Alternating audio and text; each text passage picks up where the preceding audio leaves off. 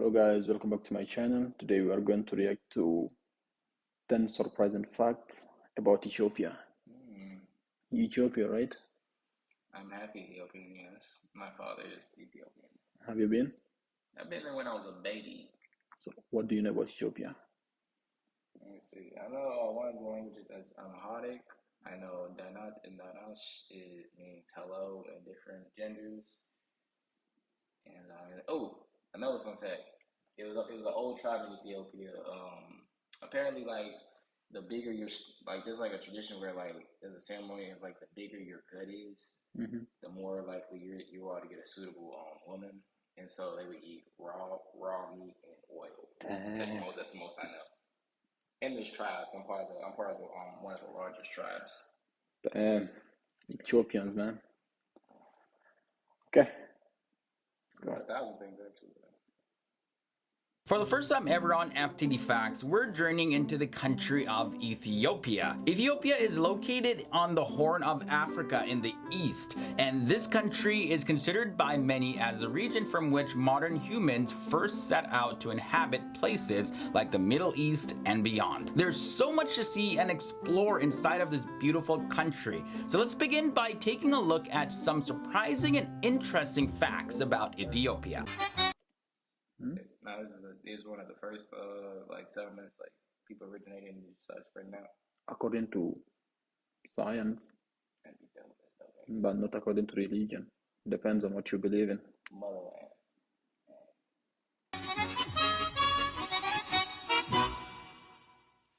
Hey, welcome back to FTD Facts. My name is Leroy Kenton, and this is a channel where we explore the different countries, cultures, and people from all around the world. Now, if this is your first time here at FTD Facts, hit that subscribe button as well as that bell notification so you don't miss any episodes like this. Also, give this video a thumbs up if you want to see more videos about African countries. Alright, so the first thing I want to take a look at is the origin of the name. So the name Ethiopia comes from the Greek words Aitho and Ops, which together mean...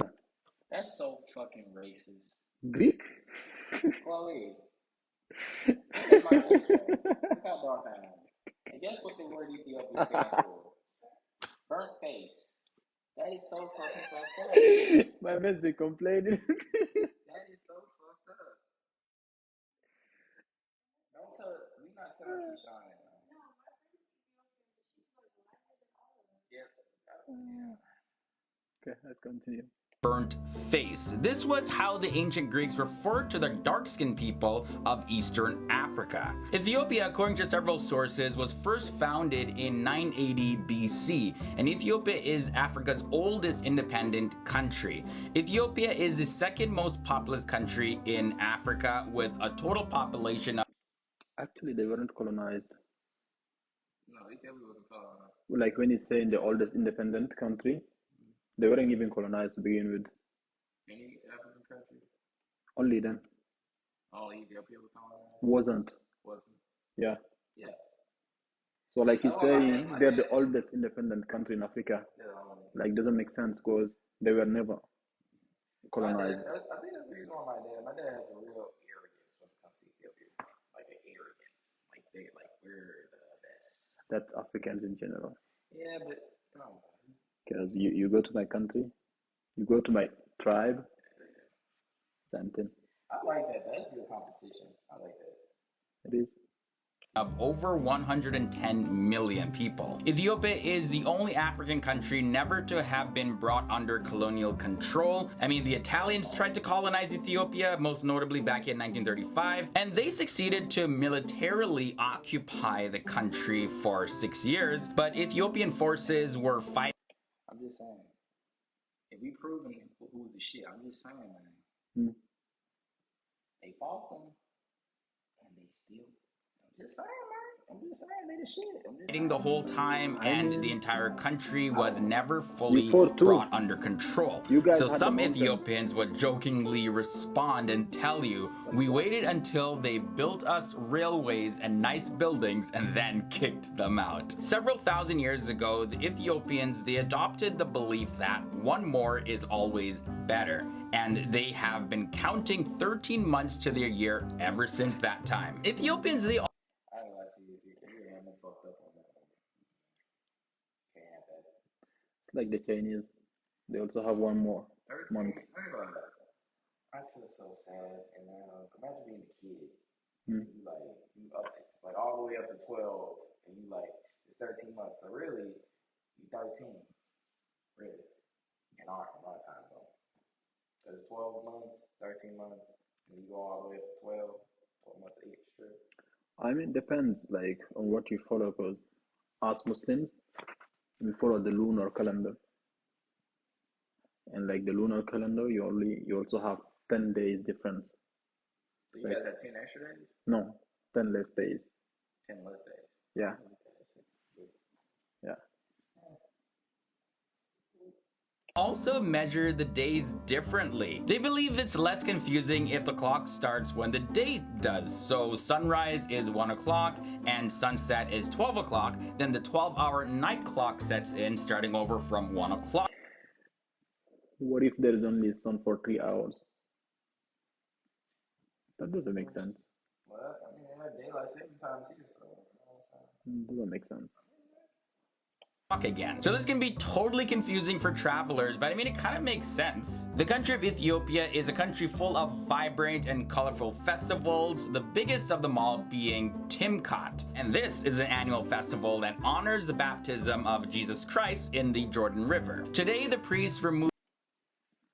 Did you do it? huh? Did you do it? You definitely. The festival? No, I don't know nothing about the culture. My dad, he's where he at. I don't know nothing about that stuff. Oh, okay. I haven't done any of that stuff. I got you. Seems cool. I was nothing like them now, so I don't know. Remove the replicas of the Ark of the Covenant from each church and march to the nearest body of water, and that's where a communal baptism happens. Talking more about their spiritual beliefs, Ethiopians believe that the Ark of the Covenant, the ancient relic that is said to hold the 10 Commandments, is housed in a church in Ethiopia. Now, there's only one special chosen person that has access to the Ark, and even he's not allowed to look at it to confirm if it's actually there. There's also been several fascinating archaeological discoveries in Ethiopia, more specifically the Afar region, and these discoveries suggest that Ethiopia is the country where human life started. A hominid skeleton, Lucy, was dated by scientists to be 3.2 million years old. Then Ardi, also from the Afar region of Ethiopia, was discovered and was dated to be 4. You see, you also have sources that say, what is the country's name? Mesopotamia? Yeah. Or, The people that are good at the wheel? yeah, is Mesopotamia Ethiopia? Is it the same thing? I don't think so, actually. I don't think it was in the same country. No, I don't think it was the same country. I think it was in like the Asian country. I don't know. Hey, actually, for all y'all, don't quote me on that, and please don't do like something like he done Zio. I don't know. Please. 0.4 million years old. There's a city in Ethiopia, Addis Ababa, and that's the home of the Ababa. African Union headquarters of the United Nations Economic Commission for Africa, and at an altitude of 2,450 meters, it's the world's 4th highest capital city. The name of the city translates to new flower in the Amharic language. Now let's talk about the food. So Ethiopian cooking is some of the tastiest and healthiest food out there. I love Ethiopian food, especially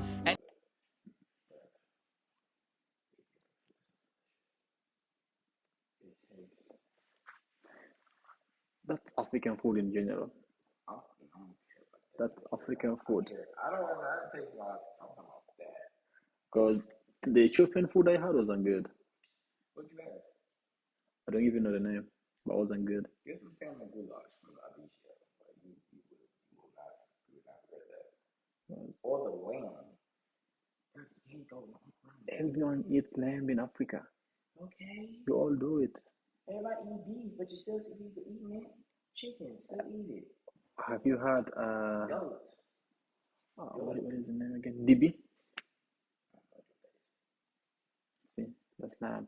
anything to do with injera, you know, that flat bread that you can like dip into This is different the bread I had. That wasn't good. The bread. This is the bread I had.